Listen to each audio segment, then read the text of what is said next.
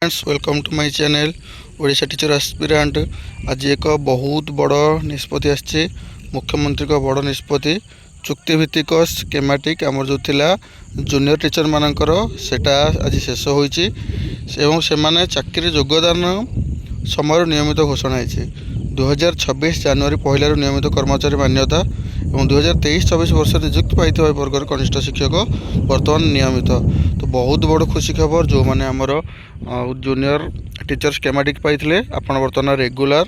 तो 2025 डिसेम्बर 31 तारीख पर्यंत नेशनल बेनिफिट पाइबे एवं यही बेनिफिट रे आमर पाखापाखि 13,000 ऊर्ध्व स्कीमेटिक टीचर जो उपकृत हेबे। तो धन्यवाद आपण मानक बहुत बड़ खुशी खबर। तो आपण मैंने ये न्यूज़ पाई आमर न्यू अपडेट पाई टीचर रिलेटेड न्यूज़ पाई चैनल को सब्सक्राइब करंतु एवं आपण मानकर यार ओरिजिनल पीडीएफ मु आपण मानक मो टेलीग्राम चैनल शेयर कर देबी। आपण माने टेलीग्राम चैनल जाई डाउनलोड कर पारिबे। धन्यवाद।